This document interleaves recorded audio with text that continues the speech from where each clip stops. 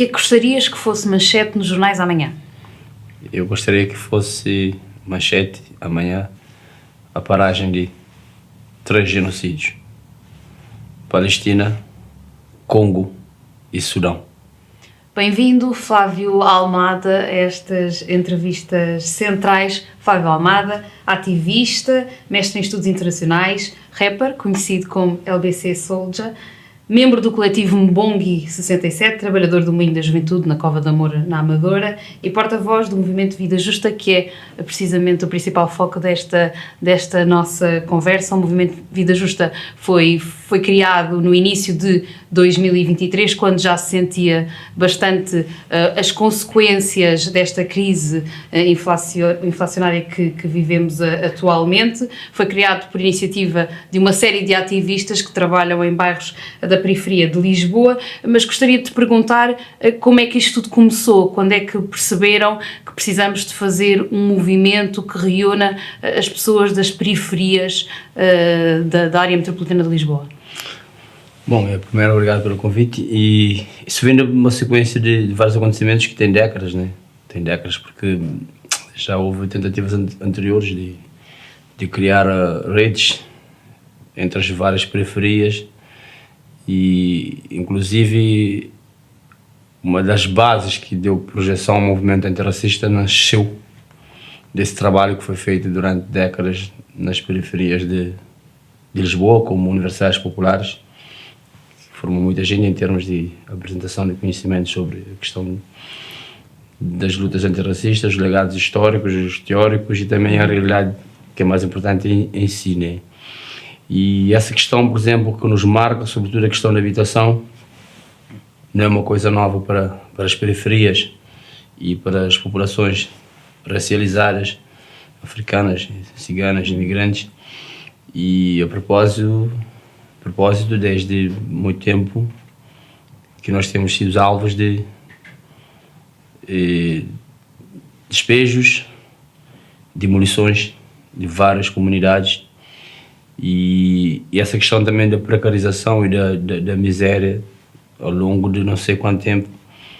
São comunidades que, em termos de emprego, fazem os trabalhos que são trabalhos fundamentais, mas são os trabalhos mais desqualificados e na sociedade, porque são trabalhos também que são racializados.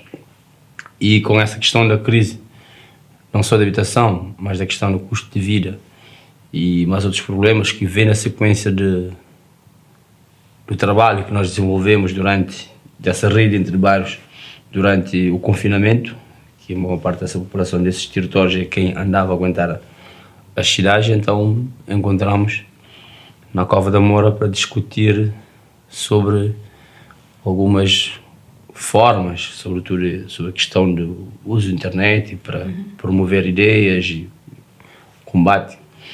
E acabamos por priorizar a construção desse movimento, porque houve uma senhora que disse: se temos reparado que o preço do gás, o preço da comida, o preço da habitação, foi por essa razão que nasceu esse movimento que já tem um ano. E que balanço é que fazem até aqui? Por exemplo, ao nível da mobilização, estão satisfeitos com a mobilização que têm conseguido para as várias manifestações e para as várias iniciativas que têm realizado? E a mobilização é uma das vertentes, mas o que nós pretendemos mesmo é ter uma organização política e a mobilização dos eixos, né? Isso é uma das atividades, mas a questão é criar quadros que fazem parte do movimento de Vida Justa, no sentido de, porque esse combate não vai acabar agora, e sendo que na área metropolitana de Lisboa a maioria das pessoas que trabalham e produzem riqueza, falando assim na área metropolitana de Lisboa, são pessoas que moram nos territórios estigmatizados, criminalizados e racializados, mas mesmo assim não têm representatividade e não têm voz. As suas reivindicações são secundarizadas ou não negadas ou subalternizadas, e nesse sentido criar sujeitos políticos no sentido de lutar por aquilo que é nosso, que é o direito de ter uma vida justa, uma vida digna, e é mais nesse sentido. E nós pretendemos cada vez crescer bastante, né? Dadas as condições que existem atualmente, condições materiais objetivas na sociedade, supostamente deveria haver mais aderência. Não tem sido mau, mas devia haver mais aderência se levar em consideração a questão do acesso à habitação, a questão da comida, a questão da eletricidade, a questão dos transportes. Tem vários problemas, mas existe ao mesmo tempo também uma fragmentação que faz parte da ideologia neoliberal que alimenta o individualismo e também da falta de esperança produzida ao longo dos anos pela mediocridade de uma certa classe política. Há entraves externos à construção deste sujeito político das periferias, ou seja, há pessoas, ou melhor, entidades a quem não interessa assim tanto que se fortifique este sujeito político das periferias das cidades? A estrutura toda a estrutura, porque a condição na qual nós estamos a lutar é uma situação muito violenta que tem várias formas, não só na questão do trabalho, e só reparar que não só nas periferias, de modo geral, uma parte das nossas crianças passam mais de 10 horas nas creches. Isso porque a maior parte dos pais e das mães tem que obedecer a essa lógica do trabalho e aguentar a cidade e receber um mísero salário. Depois nós temos outras questões que têm a ver não só do foro ideológico, temos a questão do terror da polícia dentro das nossas comunidades e essa estrutura, a forma como está montada no sentido para operarmos dentro de um quadro de apelo e não no sentido porque o próprio mecanismo não só da criminalização da pobreza e de aparatos e mecanismos institucionalizados de domesticação, não só na questão material, mas mesmo na questão do medo, da implementação do medo, vai contra nós nesse sentido. Mas, de qualquer forma, nós somos violentados não só pela pobreza, pelo capitalismo, e desumanizado pelo racismo e violentado pelo machismo, faz-te sentir que vamos ao combate na mesma, porque mesmo com combate ou sem combate, vamos continuados a ser atacados. E o objetivo de toda essa forma de domesticação é manter-nos acantonados em guetos, e nós devemos recusar essa geografia do medo, essa geografia de ficar guetizado. Devemos recusar isso, porque afinal de contas é digno, é legítimo aquilo que nós estamos a reivindicar, porque nós trabalhamos, produzimos a riqueza aqui e, no entanto, não há investimento em políticas públicas direcionadas para essas comunidades onde abundam falta de equipamentos sociais. Os transportes estão desenhados só para obedecer à lógica de servir a cidade para trabalhar e voltar para casa, não pode ter acesso à cultura, não tem espaços culturais dentro das comunidades, não tem parques para crianças, não tem as horas de trabalho, por exemplo, a questão das empregadas domésticas, que é uma questão que, com tanta discussão política que há, nunca vê a questão central das empregadas domésticas neste país. Na nossa comunidade, por exemplo, há empregadas domésticas que têm 4 trabalhos ou 5 trabalhos e têm que cruzar várias partes da cidade de Lisboa para ter um mínimo de salário para pagar as contas. E com a renda, da forma como a renda está a aumentar, que também não é acidente, a renda está a aumentar porque é falta de vontade política, né?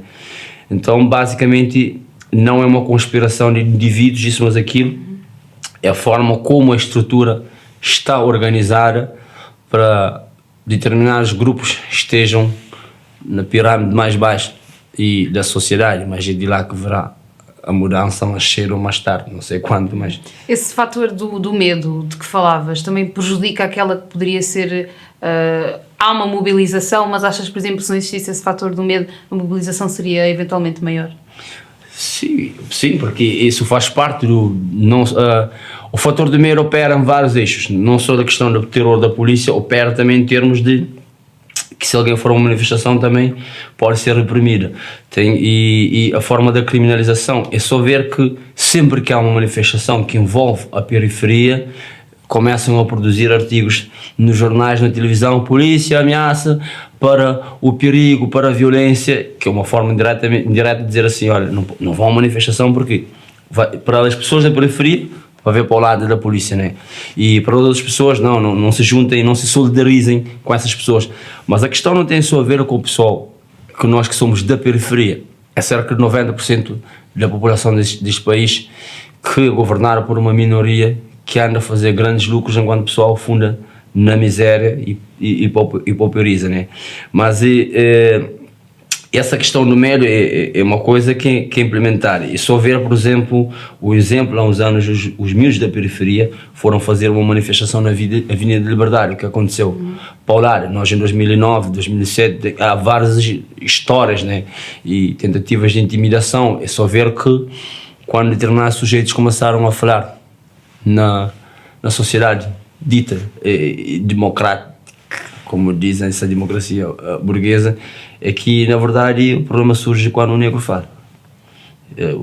Quando o negro fala como sujeito político e questiona a forma como a sociedade está organizada, ou mesmo numa simples ato de cidadania questiona sobretudo sobre a questão do racismo, começa a falar-se do racismo ao contrário, começa a falar-se de querer dividir a nação, começa a falar de destruir a história com um entendimento muito raso e muito limitado do que é história, e mesmo pessoas que se dizem orgulhosas de 25 de Abril começam a defender estátuas e monumentos que foram construídos durante o fascismo. Vê o ridículo. Então basicamente essa questão do medo é produzido porque sempre que o oprimido mexe, o opressor diz assim, olha, fica no teu canto, tenta incutir o medo, mas esse medo mais cedo ou mais tarde vai ter que ser quebrado, não só porque é a vontade de uma evolução de espírito, mas porque as pessoas não têm sítios para morar, as pessoas não têm expectativa, pessoas vão para a universidade e pensam onde que vão trabalhar, e passam a vir a ser como os estagiários a ser explorados por grandes empresas que vão nessa rotina de trocar de estagiário para não empregar o trabalhador. Cada vez mais os despedimentos e cada vez mais a situação económica é de uma forma terrível, e no plano internacional as coisas não vão ficar mais tranquilas, as coisas vão piorar, pelo menos pelos sinais que estamos a ver. Nada parece prever o contrário. Exatamente sobre isso, será que nos podes dizer qual é que é o sentimento que é vivido em muitos destes bairros relativamente à situação que vivem atualmente, sem condições para pagar a habitação, com dificuldades para pagar os alimentos? Quem tem filhos certamente tem uma situação ainda mais difícil, porque obviamente tem dependentes a quem também precisa de providenciar uma série de bens e de condições. As estruturas públicas, muitas vezes, nestes bairros, muitas vezes é apenas a polícia, há associações muitas vezes que fazem a substituição das respostas sociais. Com isto tudo, neste caldeirão, qual é o sentimento que tu sentes, ou melhor, o que é que tu sentes por parte das pessoas? Há uma revolta, há uma tristeza, há uma sensação de abandono, o quê? Sim, dá para conversar sobre várias coisas. Por exemplo, nessas comunidades a única face de estar que existe é a polícia, né? É a polícia que existe. Em termos de respostas sociais, como disseste, é muito fraco. E a situação E acrescentar só apenas que muitas vezes as associações que fazem essa substituição também têm muitas dificuldades. Tem, porque também são domesticadas. Porque se as associações começarem a falar tudo o que pensam, opa, isso daria problemas, né? Mas devem falar, anyway. Mas a questão aqui é que neste momento é que grande parte dessa periferia, que não é só geográfica, que é uma condição pobre de trabalhador, não tem esperança em termos de estar frustrada, não vê propostas em termos de futuro, e por exemplo, alugar uma casa. Como que você vai construir alguma coisa se o salário que você recebe nem dá para pagar a renda? Mesmo juntando duas pessoas vai ser muito difícil encontrar uma casa com menos de 1.000 euros depois tem as outras contas, e se tiver crianças a situação ainda é mais complicada. E a forma como a financiarização da habitação tem sido feita de uma forma em que quem trabalha, os trabalhadores, os pobres, são expulsos da cidade, são empurrados para a periferia da periferia, onde os equipamentos sociais são precários ou nem existem, né? E a situação agora, por onde eu circulo, é que a malta não tem expectativa. Então, neste sentido, o movimento de Vida Justa acaba por aparecer neste momento para ser uma plataforma de amplificar as vozes não ouvidas da periferia, no sentido mais com o objetivo da transformação das condições básicas de existência: casa, saúde, emprego com dignidade, salário, transportes, creches gratuitas. São medidas práticas que nem sequer é uma coisa radical, que podem ser operacionalizadas e resolvidas muito rapidamente com vontade política. E é isso que frustra grande parte da juventude, em que já há uma produção no sentimento que não dá cá, tenho que emigrar, não dá cá, tenho que emigrar, okay, tenho que sair daqui, tenho que emigrar. Por parte dos mais jovens? Sim, aqui não dá, já sabem como é, aqui não dá. E depois os outros que vão lá fora dizem: olha, em pouco tempo, olha o que eu consegui. Você está aí 10 anos aí nessa batalha, o que é que você vai conseguir? Não vai conseguir nada. Então, isso, Portugal tornou num país completamente tipo, em que os idosos que trabalharam aqui são tratados que nem lixo, são descartados. Os jovens não têm expectativa e o pessoal vive no desenrasco. Então você não tem segurança em termos mentais. Isso vai produzir grandes danos no tecido social a longo prazo. Mas essa situação pode mudar e vai depender da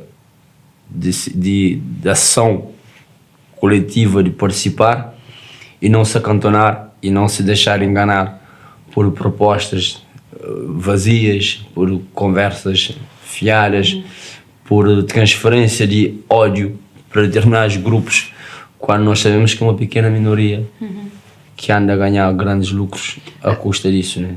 Ao longo das últimas décadas, as sociedades, no geral, têm feito um processo de individualização. Como é que se tenta fazer um processo ao contrário? Se as pessoas aprenderam a ser individualistas, também podem aprender a ser de uma forma solidária, de uma forma coletiva. E tem um autor que se chama W. Du Bois, que é um pai da sociologia da Escola de Atlanta dos Estados Unidos, e escreveu vários livros sobre a reconstrução da Black Reconstruction in America, Soul for Black People e as almas do povo negro e o negro na Filadélfia. Ele tem uma frase que ele diz que as pessoas devem lembrar uma coisa, que toda conquista individual é uma conquista coletiva, porque o esforço é sempre coletivo. Posso dar um exemplo simples. E a luta da libertação da Guiné-Bissau permitiu que várias pessoas pudessem ter a liberdade de circulação, e isso permitiu que algumas pessoas chegassem a determinados tipos de cargos. A pessoa pode dizer: eu consegui, mas se não houvesse essa luta. Mas um outro exemplo, se Rosa Parks não tivesse resistido naquele outro carro, não haveria o canalha do Obama, né? Desculpa dizer, mas foi uma vitória à altura que foi importante para muita gente, né? Apesar dos pesares. E tens vários outros exemplos que é sempre a riqueza, sempre de uma forma coletiva, então deveria pertencer ao coletivo, não a um grupo, a pequenas grupinhos familiares que acumulam lucros, né? Então, basicamente, as pessoas podem aprender isso através do processo de participação em organizações de construção coletiva. Dou um exemplo: a Cova da Moura foi construída a partir de trabalho mútuo, né? E podes ver também no Alentejo, também temos exemplos desse género. Em todas as partes do mundo onde há povo, diria alguém, Fredericton, há poder, e as pessoas podem construir coletivamente, e as pessoas, para jogar futebol ou jogar outra coisa, se organizam coletivamente e fazem coletivo. Então há coisas da sociedade que nós podemos extrair um exemplo e ver que como o trabalho coletivo, a cooperação, em vez de competição, é benéfica, e isso acho que é mais um processo que se pode aprender a partir da prática. Não é uma coisa do palavreado, porque as pessoas aprendem com o exemplo e com a prática. Com a prática, participaram em organizações como, por exemplo, o Movimento de Vida Justa, nós aprendemos que, como dizemos, estamos juntos, estamos fortes. Então isso automaticamente facilita. Os bairros, como bem sabemos, quando digo bairros, localizados fora do centro, as periferias das cidades, servem há largas décadas, muitas vezes, como dormitórios, e infelizmente há muita gente que não tem tempo de fazer muito mais quando vai a casa. Como é que nós podemos mudar estas relações que existem nos territórios entre os centros e as periferias? Por onde começar? Isso só muda com luta política. Porque é a política que desenha como as sociedades são organizadas e como estão neste momento. Foi a política que decidiu o crescimento da periferia através de empurrar as pessoas mais para a margem. Foi a política foi as decisões políticas que fizeram isso. Foi a questão de alguns bairros terem aparecido, chamados bairros populares, porque grande parte de uma população descendente de africanos, de imigrantes que foram importados com mão de obra barata para colmatar a falta de 1 milhão de pessoas que saíram de Portugal, potenciais trabalhadores, por causa da perseguição e repressão do Estado Novo, e essas pessoas foram bloqueados o acesso à cidadania, foram bloqueados acesso a candidaturas, até acesso à habitação, políticas públicas durante 2000 e tal. E mesmo essas pessoas, por causa do racismo, também nem sequer podiam alugar casas, e sobretudo depois na época da independência. Então foram decisões políticas que pavimentaram o caminho automaticamente. Claro que as pessoas agiram, porque tem história, as pessoas agem e criaram as suas soluções, né? Mas tudo se resolve, é político. Então o combate político dos bairros descobrirem que nós temos uma enorme força, e organizados e no coletivo, na organização, pode alterar várias coisas, porque se depender da classe que está lá em cima, nós vamos morrer de fome, porque nós já sabemos que todos os direitos que nós temos do trabalho, seja de circular, e foram direitos conquistados pelos oprimidos e oprimidas ao longo da história. Então a luta deve ser travar no sentido de transformar, e não vai haver milagres aqui, não vai haver um bom político que vai aparecer aqui e vai dizer vou fazer isso. Vai depender da ação popular, vai depender desse setor, dessa maioria da população que vive em bairros, não só fora do centro de Lisboa, como os popularizados que estão na rua de Bem Formoso, e a malta que está em Namoraria, e a malta que está aqui e nos bairros aí da Coraleira, a malta que está aqui no Lumiar, a malta que está na Ilha de Sintra, também nos bairros, na Ilha de Cascais, Margem Sul. Então, empregados domésticos, trabalhadores da construção civil e estudantes. Então vai depender dessa massa para transformar, e disso que dependerá. E os bairros precisam ter uma agenda própria, sua? Nós, no Movimento de Vidas Justas, nós já temos uma agenda própria e vamos construir cada vez mais, e por isso que nós apelamos a participação, que haja mais pessoas a participarem, a integrar no coletivo, a tornarem-se pessoas ativas, né? E não escutarem essa conversa de que já não há solução. Quem diz que já não há solução é porque come bem. Quais é que são as principais dificuldades, se é que sentiram, quando se tenta levar para a frente um movimento como este? Quais é que são os principais entraves com que vocês lidaram? Sim, entraves vão aparecer, não posso elencar, vão aparecer, e todo o contexto, embora estejam ligadas, os bairros não têm todos a mesma característica, né? Então, uma situação, por exemplo, E na Cova da Moura tem a sua particularidade, embora esteja ligado, por exemplo, ao Casal da Boba, ao Casal da Mira e outros bairros, por exemplo, do Lumiar, ao centro de Lisboa, cada bairro tem a sua estrutura, tem a sua formação, que estamos na mesma sociedade, tem uma rede de ligação, mas tem a sua particularidade, os seus desafios, e às vezes até as exigências não são idênticas. Vou-te dar um exemplo, por exemplo, concreto. A Cova da Moura principal demanda que a Cova da Moura pode exigir neste momento é a questão fundiária, a questão do bairro, a questão da terra, a questão do terreno, que seja reconhecida, que haja uma expropriação com base no interesse público. Mas se eu for falar de Italaíde, eu vou dar um outro exemplo, que um exemplo pode ser mais prioritário, pode ser transporte. A questão do transporte, que não há transporte praticamente. Se for falar de Casal da Mira, vou dar um exemplo concreto que o realojamento que é feito com materiais baratos e com um urbanismo policial, as casas estão cheias de bolor. Então cada bairro, com o seu isolamento, com o seu contexto, tem a sua dificuldade e tem a forma, os seus desafios. Mas eu acredito, e nós acreditamos no geral, que os desafios podem ser quebrados, um processo de construção e ao fazer nós vamos detectar cada dificuldade que através dessa junção de força podem ser rapidamente superadas, não é? Falavas da vossa vontade também de defender os direitos da população migrante, não dos países PALOP, mas principalmente da população Nepal, Índia, Sim. Paquistão, dessa zona da Ásia. Como é que tem sido essa aproximação a essas comunidades? Têm conseguido estabelecer pontes para juntos avançarem nestas lutas? É um trabalho a fazer, e é um trabalho a ser desenvolvido ainda com mais profundidade a ser feito. Nós tivemos várias tentativas. A questão de que a forma mesmo como o próprio trabalho está organizado nesse setor, por exemplo, muitos estão ligados a Pai em Fruta, outros estão a Ubers e estão a estafetas.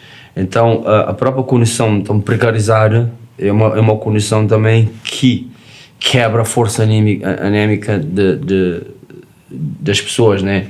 Mas eu acredito que ao longo prazo, com o trabalho ser feito, vai haver cada vez mais uma proximidade, porque nós no fundo nós defendemos trabalhadores no geral. Nós não estamos aí muito interessados em termos de nacionalidades. Nós defendemos a malta popularizar trabalhadores, seja de onde forem, do Nepal ou de Cabo Verde ou da Índia ou do Brasil. Para nós são trabalhadores e fazem parte de nós e também estão integrados na vida justa. Pode ser também do Alentejo, não há problema.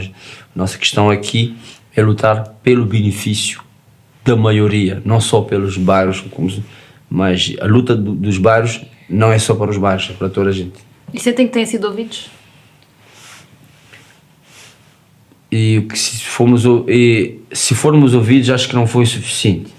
Eu acho que é preciso sempre fazer, né, no suficiente, mas é assim, nós temos conseguido algumas vitórias, né? A estação de Namaia vai ser reaberta, né? Isso já é uma vitória, uma demanda da população. Temos acompanhado alguns casos e que conseguimos resolver em termos de habitação, mas nós não somos uma ONG, nós somos um movimento social. E agora vamos ter que cada vez mais lutar porque vai ser necessário, porque a condição, aparentemente, por aquilo que estou a ver, a situação não vai ser... a conjuntura mudou. Sim, é exatamente nesse sentido que vinha a minha próxima pergunta. O país virou à direita nas últimas eleições, qualquer que seja o cenário governativo que vá sair das eleições de 10 de março. Que esperanças é que tens para estas causas daqui para a frente? Vai ser mais fácil? Vai ser mais difícil? Que reflexões é que fizeste? Não, vai ser mais difícil. Das eleições? Vai ser mais difícil. Ou vai ser mais fácil? Era obviamente aqui na formulação da pergunta. Sim, não, vai ser mais difícil, porque esses gajos que chegaram aqui, chamam eles mesmos de gajos, não, são terríveis, porque são terríveis e a malta deve ver o programa. não há conversa. A malta deve ver a sua vida e quem defende os seus interesses, e ter a cabeça, usar a cabeça e ver os seus interesses estão lá representados? Não. Não. E a questão da habitação? Não. A questão do emprego? A questão da saúde? Essa malta vai querer privatizar a saúde e complicar mais do que já é. A direita não tem nenhuma oferta, não tem nada em defesa dos trabalhadores. Não tem nada. E vai ser muito mais difícil, porque como não governam para o benefício dos trabalhadores e dos pobres, claro que vai ser muito mais difícil, sobretudo quando se há um bando de...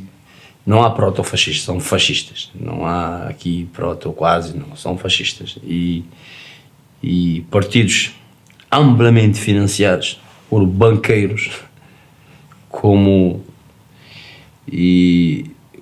grupos a ter especulação imobiliária, como o Grupo Espírito Santo, como pessoas ligadas à produção de armamentos. Então tu vais ver Grupo Espírito Santo e tu tens um bando de bancos envolvidos nisso, um bando de mega empresários envolvidos nisso, e é óbvio que não coaduna com os interesses. Há um antagonismo claro aqui entre os interesses da classe trabalhadora, na maioria, com a agenda da direita, sobretudo no que toca na questão do setor imobiliário. Uhum. O que é que sabes nos dizer como é que foi a participação eleitoral? No teu, moras na Cova da Moura, pergunto, sabes, e és ativista lá, se nos sabes dizer qual é que é a participação eleitoral. Sabemos que, por regra, a participação eleitoral em muitos bairros é reduzida até por uma ligação que é preciso recuperar com a importância da presença política e das pessoas se fazerem representar. O que é que nos podes dizer sobre isso? Não, em termos do bairro no geral, até que algumas pessoas até votaram porque havia um candidato no Partido Comunista que era da Cova da Moura. Uhum. Então as pessoas se identificam com o trabalho que fazia.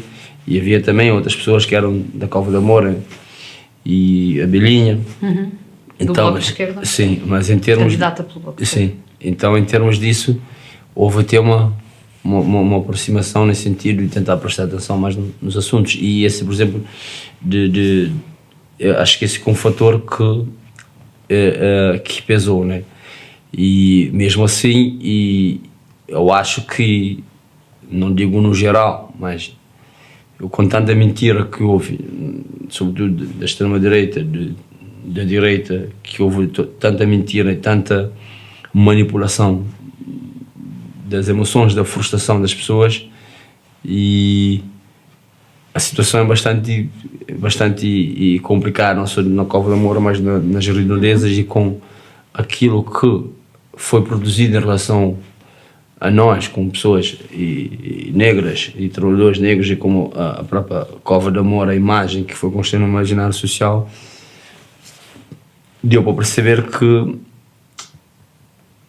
as pessoas foram bastante manipuladas em termos dessa extrema-direita, a certo ponto foram manipuladas, não propriamente dentro da Cova da Moura, mas arredores. E porque agora, com essa porcaria da teoria da substituição e da imigração, essa pseudo-teoria nazi, as pessoas parece que, mas isso tem origem nazi, depois que foi reformulado recentemente por mais um nazi em França, que diz que não é nazi, mas é nazi.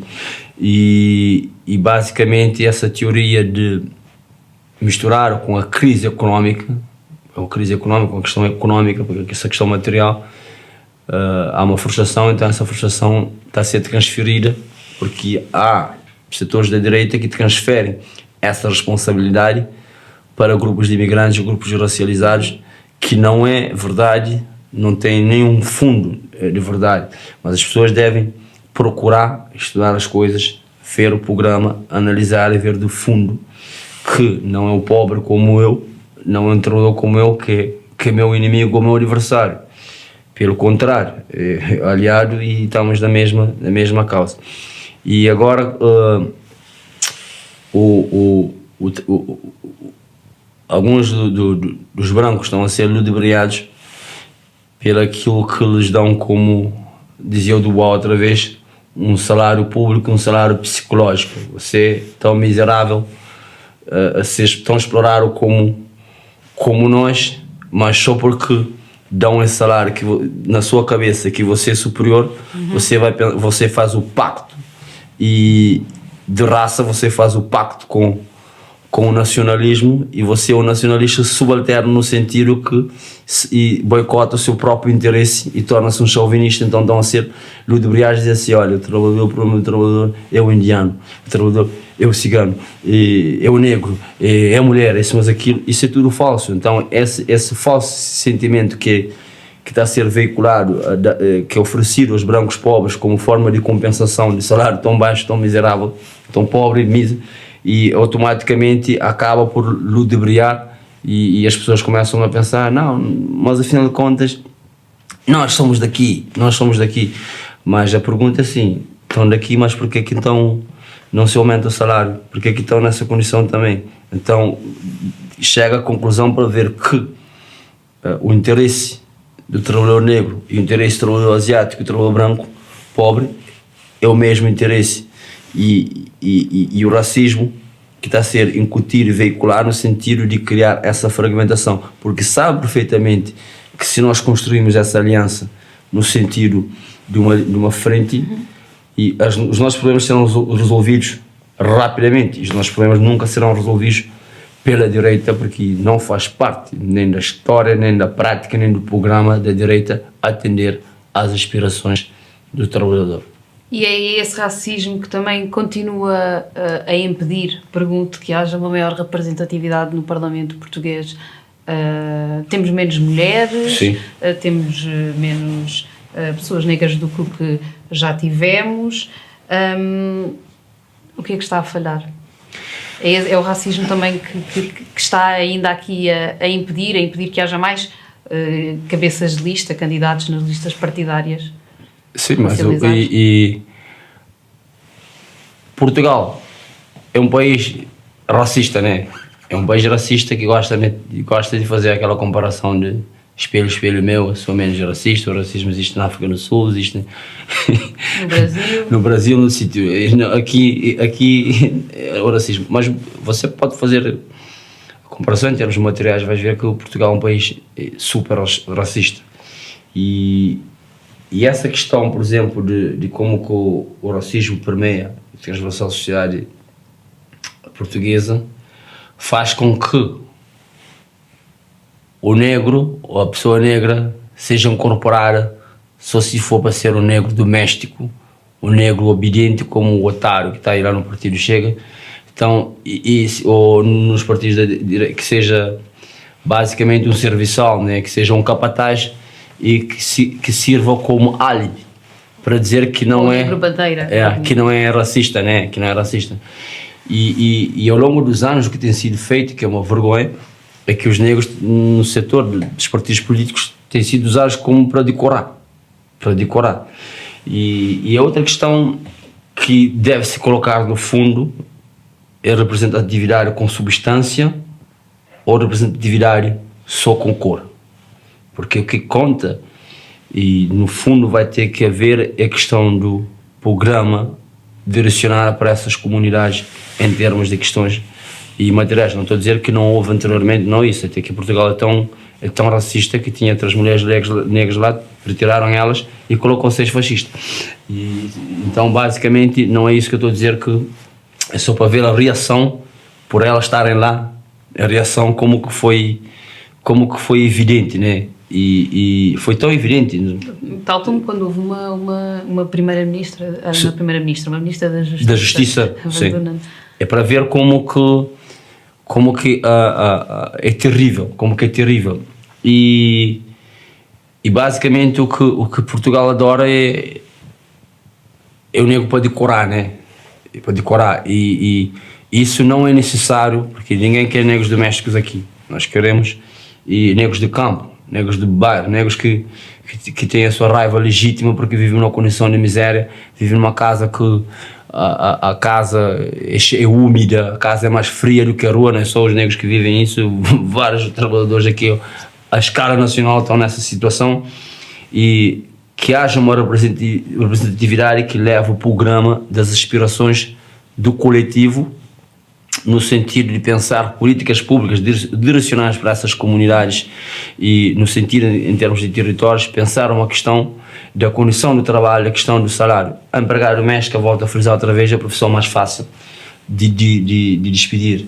Tem vários tipos de trabalhos, lá tem tudo.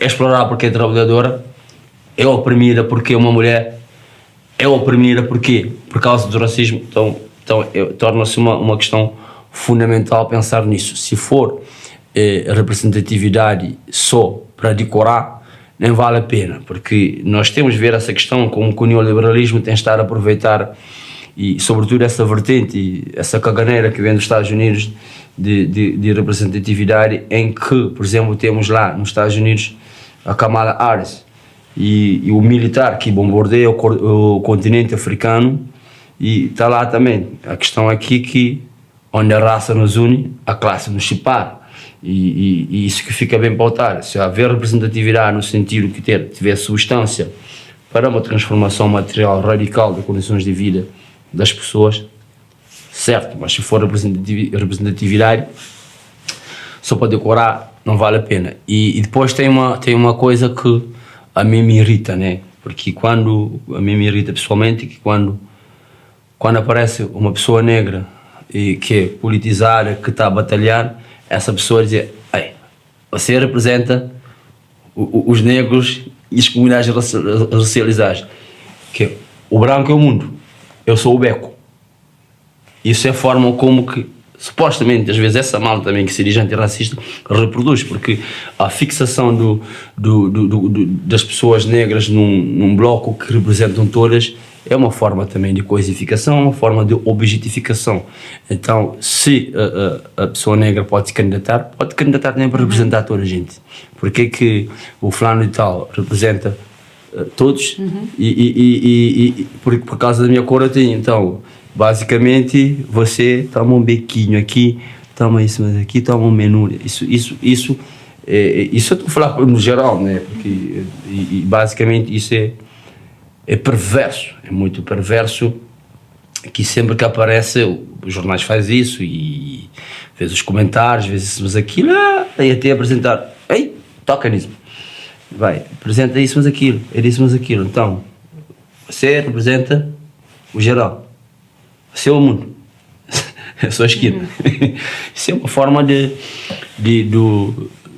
que Portugal, o país amante de exotismo, adora um exotismo, adora essa coisa de decorar, adora-se de empaturar-se de exotismo, e nós não podemos aceitar isso, serem meros objetos de decoração, e se for, que seja um processo de transformação com substância, e que estejamos num lugar com dignidade, e que levemos as aspirações da maioria da população oprimida deste país. Lutar é uma questão de sobrevivência? Ninguém gosta, quem diz que gosta de lutar as pessoas lutam porque são forçadas a lutar, não porque há essa condição produzida de miséria, desigualdade, falta de habitação, de violência, do terror da polícia, de encarceramento em massa, de várias formas de precipitação da morte, e as pessoas lutam porque têm que lutar, e as pessoas, nós temos, não só em Portugal como no mundo todo, tem condições mais que suficientes para que as pessoas tivessem, e com o mínimo de uma política correta, que as pessoas tivessem dedicadas foco em outras coisas. Imagina, por exemplo, quando uma comunidade que vive na miséria e que as pessoas pensam em comer, o espaço mental é ocupado pela sobrevivência. A sobrevivência, você não consegue criar em termos de criatividade para criar outras coisas, você não vai produzir outras coisas que podiam consegues produzir, mas podias produzir outras coisas e ter espaço mental disponível para outras coisas. Quando o terror da polícia ocupa a comunidade, toda a atmosfera se modifica, até a imagem corporal das pessoas se modifica. Então o espaço mental, o espaço que podia ser ocupado pelo sonho, pela utopia, é ocupado pelo medo, e isso não pode ser. Lutar é mais uma... E posso dizer uma coisa, que nesta sociedade, como ela está organizada, nesta sociedade da exploração, nesta sociedade da opressão, do racismo, do cotidiano, do racismo das instituições, da violência da polícia, do racismo em todo o sítio, a sanidade mental só está do lado de quem luta. Porque vai levar tempo para ganhar a consciência da profundidade dessa faca que nos atravessa diariamente, em termos daquilo que grande parte dessa população passa e sobrevive, sobretudo as mulheres no dia a dia, né? E lutar é uma questão de não só de sobrevivência, mas já existir, já é resistir, porque o mundo conspira no sentido para você morrer. Você vê, sempre que tenta participar, você vê uma recusa, uma negação, você vê uma negação, mas porque vale a pena. É por isso que se deve lutar, porque vale a pena, porque faz parte da vida também, e lutar. Temos que lutar sempre a melhorar as condições de vida e continuar a lutar, porque afinal de contas nós somos pessoas e devemos recusar sempre o lugar que esta sociedade quer nos dar, e ao recusar esse lugar nós modificamos a sociedade, e modificar alguma coisa, modificar tudo. Flávio Almada, muito obrigada. Obrigado. Muito obrigada. Yeah.